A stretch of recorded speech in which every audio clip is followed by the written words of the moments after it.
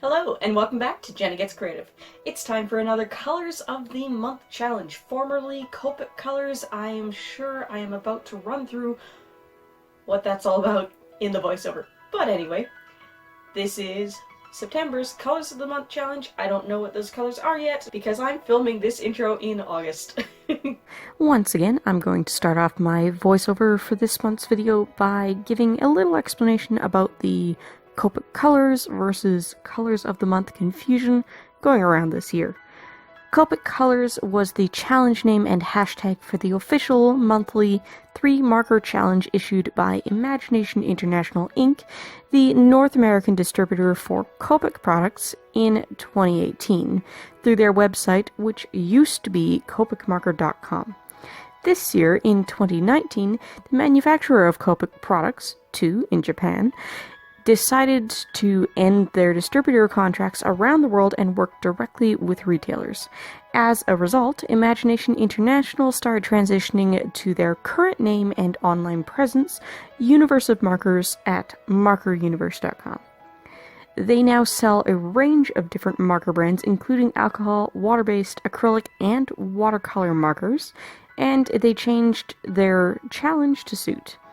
The challenge is now called Colors of the Month, and while they do give Copic color names and codes, they also give the hex codes and the color names and codes for each brand they sell.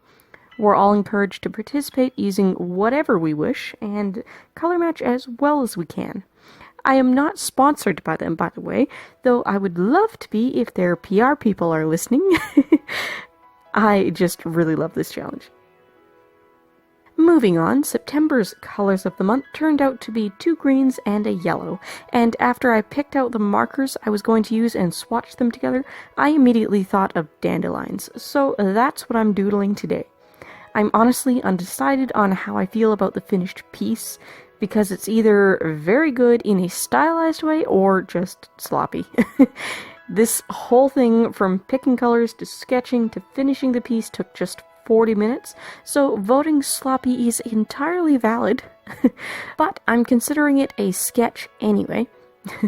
I chose to use Winsor Newton brush markers in G756 Lush Green and Y647 Yellow, and Copic YG03 Yellow Green, and I did it in my A6 size Copic non-coated marker paper sketch pad. I did add a couple scribbly details at the end with Copic Multiliner size 03 pens in Sepia and Olive, and my initial sketch was done using my Col-Erase blue and non-photo blue pencils. Marker Universe has given us quite a few different color suggestions as usual, and I'm going to run through them in just a sec. If you're new here, please don't forget to subscribe and ring the bell for notifications. I upload every Tuesday and Thursday at minimum, and some weeks I have bonus videos as well. I'm an art channel, so most of my videos are time lapses of artwork like this, paired with a voiceover where I walk you through a tutorial, give a product review, just ramble on about whatever topic, but sometimes I switch it up and do a craft. If you like this video, don't forget to hit the like button and leave a comment down below. I really do appreciate the interaction. I love reading your comments, and I do reply to everyone. Let me know if you've ever tried Colors of the Month, and if so, what do you think of it? If you've never watched any of my previous Colors of the Month videos, but you were familiar with the Copic Colors challenge last year, is this the first time you're hearing of the change? Did you know it was the same company behind it? What do you think of this month's colors, and what are you hoping next month's colors will be? Personally, I'm hoping for something unapologetically Halloweenish colors, because they really didn't do that in October last year, and then their November selection was really Christmassy, while their December selection wasn't reminiscent of any holiday at all. I'll read through the official suggestions for colors in each brand now, excluding the hex codes. Look for those in the description box if you're interested. I don't think anyone really wants to hear me recite hex strings, and I don't want to read them. Copic users are suggested to use G28 Ocean Green, YG05 Salad, and Y13 Lemon Yellow. Personally, I have nothing even close to G28 in Copics, but I was one off for the other two, YG03 Yellow Green, which I did end up using, and Y15 Cadmium Yellow. Graphite users are suggested to use 8270 Tuscany, 1130 Lemon, and 8250 Anise. Winsor Newton ProMarker and Brushmarker users are encouraged to use G356 Forest Green, G267 Bright Green, and Y747 Lemon Yellow. The two markers I used that weren't Copic were indeed Winsor Newton, but I didn't have either exact shade. I used G756 Lush Green instead of the Forest Green, and Y657 Yellow instead of the Lemon Yellow. Both of these pairs are neighbors on my swatch chart, so I believe, like my Copic substitution of YG03 instead of YG05, they're just one shade off. Winsor Newton watercolor marker users are suggested to use Hooker's Green, Lemon Yellow Hue, and Sap Green.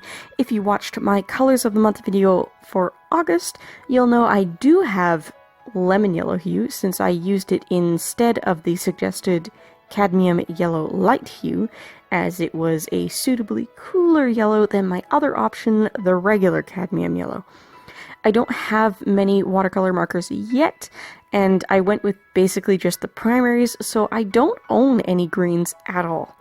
I have a warm and a cool yellow, a couple different blues including cyan, and a warm and cool phthalo, a primary red, a magenta, and a couple convenient shades. I could always mix for the challenge colors, but then I'd basically be doing a real watercolor piece, and this is still a marker challenge at heart. Crink NYC acrylic marker users are suggested yellow green, yellow, and green. Tombow marker users are suggested 249 Hunter Green, 055 Process Yellow, and 173 Willow Green. Sakura Koi coloring brush users are suggested Sap Green, Yellow, and Yellow Green. And the newcomer product at Universe of Markers this month, Karen Brushmarker Pro users are suggested 281 Olive Green, 166 Canary, and 210 Apple. I have exactly 3 Karen markers, well, 4 if you count the blender, from a scrawler box a while back, and I love them. I really want the whole set, but I'm holding off. I like Universe of Markers, and I'm so glad there's a company in North America offering the full range, but they are not priced well with this particular product. They're selling the open stock markers at $350 USD each, and their box set prices work out to the same price per marker, so no discount.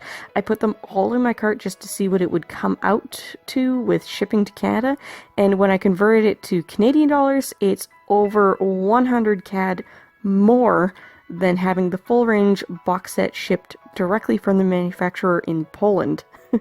And that includes 3 blender markers, which my cart at Universe of Markers did not. I'm rather disappointed with that. I would probably use them to pick up open stock replacements if I were ordering more than just that from them in the future when I do eventually own the full range, but at those prices I won't be getting the full range from them to start with. Anyway, I think that's all I've got to say.